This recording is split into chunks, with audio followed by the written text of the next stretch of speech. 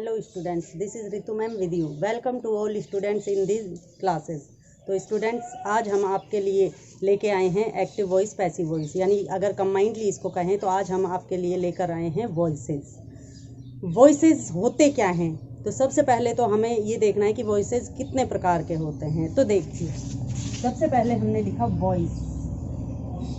Voice होते हैं दो प्रकार। हम लिख सकते हैं active voice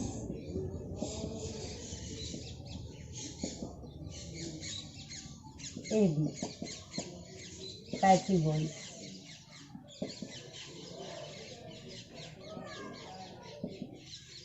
P. There are two types of voices. ये पहला और ये दूसरा। वॉइस के दो प्रकार होते हैं, active voice and passive voice. Active voice को हम एवी से दर्शा सकते हैं और पैसिव वॉइस को हम पीवी से दर्शा सकते हैं। तो अब हमें ये जानने की आवश्यकता है कि आखिर ये एक्टिव वॉइस और पैसिव वॉइस होते क्या हैं। तो देखिए, हम आपको बोर्ड पे इंग्लिश में कितना भी सेंटेंस के थ्रू समझा लें, लेकिन बात आपके समझ में आएगी जब हम ओरली आपको इस चीज़ को समझाएंगे। तो एक्टिव वॉइस क्या होते हैं? देखिए, जैसे मैंने कहा वह चाय बनाती है, यानी ये सीधा सेंटेंस है, वह चाय बनाती है। ये मेरे द्वारा बात कही गई है कि वह चाय बनाती है, एक सीधा सेंटेंस है। तो ये हो गया एक एक्टिव वॉइस, किसी भी बात को सीधे सीधे कह देना, वह चाय बनाती है। लेकिन जब इसी बात को किसी तीसरे व्यक्ति के द्वारा किसी अन्य व्यक्ति को बताया जाएगा, तो कैसे बताया जाएगा? कि उसके द्वारा चाय बनाई जाती है, इस प्रकार से इस वाक्य को बोला जाएगा। तो वो हो जाएगा हमारा पैसिव वॉइस। तो अब इसे हम समझते हैं सेंटेंस के थ्रू, लेकिन सेंटेंस बनाने से पहले हमें हर सेंटेंस के लिए एक फॉर्मूला क्रिएट करना पड़ता है, या यूँ कह दीजिए कि हम बिना रूल्स के हम ना तो मैथमेटिक्स में आगे जा सकते हैं, ना हम इंग्लिश में आगे जा सकते हैं। तो इसके लिए भी कि एक्टिव को किस प्रकार से पैसिव में चेंज किया जाता है, इसके भी कुछ रूल्स दिए गए हैं। सबसे पहले हम उन रूल्स के बारे में आपको बताएंगे, फिर उनका फॉलो करते हुए हम कुछ सेंटेंस क्रिएट करेंगे। तो देखिए, there are some rules to change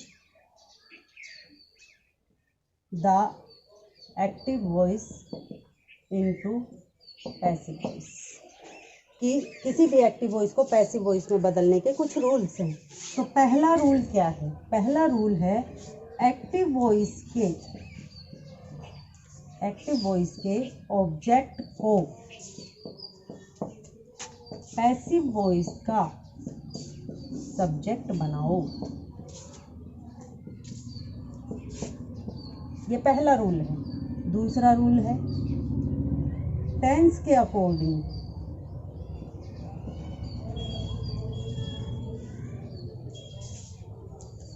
according helping verb का प्रयोग। तीसरा, मेन वर्ब की थर्ड फॉर्म का प्रयोग।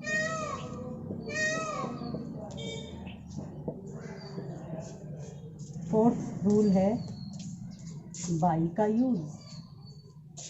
और फिफ्थ रूल है इसका एक्टिव वॉइस के सब्जेक्ट का ऑब्जेक्टिव रूप। लिखो। तो देखिए, हमने ये 5 रूल्स बताए। पहला रूल है एक्टिव वॉइस के ऑब्जेक्ट को पैसिव वॉइस का सब्जेक्ट बनाओ। देखिए, हम इसे समझने के लिए एक सेंटेंस लेते हैं। जैसे हमने ये सेंटेंस ले लिया, शी टेक्स अ टी। अब सबसे पहले हमें ये छांटना है कि इसमें सब्जेक्ट क्या है। ये तो हो गया सब्जेक्ट, ये हो गया मेन वर्ब, और ये हो गया मेन वर्ब के बाद जो होता है वो होता है हमारा ऑब्जेक्ट। तो वो क्या कह रहा है पहले नियम में कि एक्टिव वॉइस के ऑब्जेक्ट को पैसिव वॉइस का सब्जेक्ट बनाओ। यानी ये एक्टिव वॉइस है हमारे पास, इसका ऑब्जेक्ट क्या है 80, तो इसको सबसे पहले हमें सब्जेक्ट बनाना है, यानी 80 को आगे ले आना है। टेंस के अकॉर्डिंग हेल्पिंग वर्ब का यूज़। अब हेल्पिंग वर्ब टेंस के अकॉर्डिंग, इसमें थोड़ा सा आपको कन्फ्यूज़न होगा कि ये क्या है, लेकिन घबराइए मत, ये आप इस वीडियो को शुरू से एंड तक देखते रहिए। हम आपको एक एक टॉपिक का एक एक जो रूल है उसको खोलकर बताएंगे कि इसका अर्थ क्या होता है। तो फिलहाल हम इतना ही बता देते हैं कि जब आप ऑब्जेक्ट का सब्जेक्ट बना लेंगे उसके बाद आपको इस मेन वर्ब के हिसाब से हेल्पिंग वर्ब का यूज़ करना है। हेल्पिंग वर्ब का यूज़ करने के बाद हमें यहाँ पे थर्ड जो रूल है उसके अकॉर्डिंग मेन वर्ब की थर्ड फॉर्म का ही प्रयोग करना है। तो यहाँ पे ये जो मेन वर्ब है इसकी थर्ड फॉर्म का यूज़ हो जाएगा। फिर हमें बाई का यूज़ करना है, बी बाई लिख देंगे। उसके बाद हमें एक्टिव वॉइस के सब्जेक्ट का ऑब्जेक्टिव रूप लिखना है, यानी एक्टिव वॉइस का सब्जेक्ट है शी। अब इसका ऑब्जेक्टिव रूप क्या होगा, हर। तो वो भी हम आपको अभी सॉल्यूशन इस नियम का भी बताएंगे। फिलहाल हम बता रहे हैं कि इसका ऑब्जेक्टिव रूप हर होता है, तो वो हर लिख दिया जाएगा। तो ये तो हो गए एक्टिव वॉइस को पैसिव वॉइस में चेंज करने के नियम। लेकिन अब आपको पहला जो रूल है इसमें कोई दिक्कत नहीं आएगी, तीसरे रूल में कोई दिक्कत नहीं आएगी, और जो फोर्थ नंबर का रूल है उसमें कोई दिक्कत नहीं आएगी। आपको दिक्कत आएगी एक तो सेकंड नंबर के रूल में और एक फिफ्थ नंबर के रूल में। वो मैं आपको उसका सॉल्यूशन करके मैं आपको अभी दिखा देती हूँ। तो देखिए, अब हम रूल नंबर जो 2 था उसका सॉल्यूशन लिखते हैं। रूल नंबर 2, रूल नंबर 2 था हमारा टेंस के अकॉर्डिंग हेल्पिंग वर्ब का यूज़। आखिर ये क्या है टेंस के अकॉर्डिंग? देखिए, इसको समझने के लिए हमें एक टेबल का सहारा लेना होगा। हम फिलहाल वो टेबल बना रहे हैं। देखिए, आप मान लीजिए यहाँ जो सेंटेंस आएगा वो आपका एक्टिव वॉइस का होगा और यहाँ जो आएगा वो आपको पैसिव में कन्वर्ट करना है। तो देखिए, अगर एक्टिव वॉइस में डू आ जाए या डज आ जाए या फर्स्ट फॉर्म आ जाए, तो वो हेल्पिंग वर्ब के अकॉर्डिंग किस में बदलेगी, इज, एम या आर। ठीक है। उसके बाद यदि डिड आ जाए या सेकंड फॉर्म आ जाए तो वो बदलेगा वॉज या वर में। वॉज सिंगुलर के साथ और वर प्लूरल के साथ, इज सिंगुलर के साथ, एम आई के साथ और आर प्लूरल के साथ। फिर आता है हैज़ या हैव और या हैड। इनमें हमें देखो, एक बात आपको याद रखनी है कि अगर आपको डायरेक्ट, इनडायरेक्ट और एक्टिव पैसिव में थोड़ा सा डिफरेंस करना है तो आपको ये बात ध्यान रखनी होगी कि इसमें तो कोई चीज़ जोड़ी जाती है और उसमें जो चीज़ है वो हटाई जाती है। तो देखिए, यहाँ पे जो ये हैज़ है इसके साथ तो हैज़ बीन हो जाएगा, हैव है तो हैव बीन हो जाएगा, और हैड है तो हैड बीन हो जाएगा, यानी इसमें बीन जोड़ दिया जाएगा।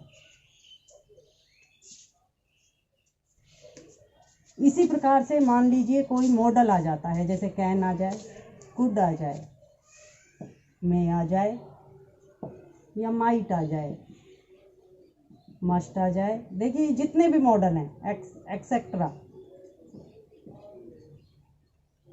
ये जितने भी मॉडल हैं उनका हमको क्या करना है, मॉडल यानी जो मॉडल आएगा वो प्लस बी, उनके साथ हमें केवल बी जोड़ना है, तो वो मॉडल प्लस बी बन जाएगा। और एक और है, अगर कंटिन्यूअस टेंस में कोई एक्टिव वॉइस आ जाए, जैसे यहाँ पे हेल्पिंग वर्ब दी गई हो और यहाँ पे आईएनजी फॉर्म दी गई हो, तो हमें थर्ड फॉर्म बनाने के लिए इस आईएनजी को हटाना होगा। तो हम इसे वाक्य में से नहीं हटाएंगे, हम क्या करेंगे कि यहाँ पे जो हेल्पिंग वर्ब दी गई है वो तो लिख ही दी, उसके बाद इस आईएनजी को फर्स्ट फॉर्म में से हटाकर हम बी के साथ जोड़ देंगे और बीइंग बन जाएगा, और फिर हम थर्ड फॉर्म का यूज़ कर सकते हैं क्योंकि फर्स्ट फॉर्म की थर्ड फॉर्म बन जाती है। अगर आपने ये टेबल याद कर ली तो आपके एक्टिव वॉइस पैसिव वॉइस में आपको कोई प्रॉब्लम नहीं आएगी। ये था रूल नंबर 2 का सॉल्यूशन। अब हम चलते हैं रूल नंबर 5 का सॉल्यूशन, जो था हमारे पास एक्टिव वॉइस के सब्जेक्ट का ऑब्जेक्टिव रूप। तो देखिए उसके लिए भी हमें एक टेबल बनानी होगी। ये हमने मान लिया सब्जेक्टिव रूप और ये मान लिया हमने ऑब्जेक्टिव रूप।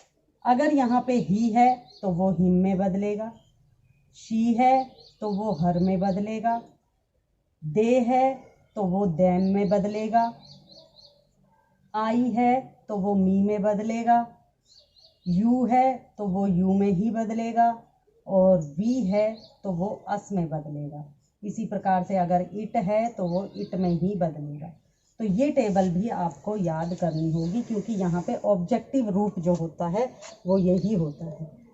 तो इस प्रकार से अब हमारे जो 5th रूल हमने आपको लिखवाए थे वो एक एक करके हमने उनको सॉल्यूशन कर दिया है। अब मैं जहाँ तक समझती हूँ आपको एक्टिव से पैसिव बनाने में शायद कोई प्रॉब्लम नहीं हो। तो इस प्रॉब्लम का सॉल्यूशन हम आपके नेक्स्ट वीडियो में करेंगे। कैसे करेंगे? सेंटेंस बनाकर। तो नेक्स्ट वीडियो तक थैंक्स।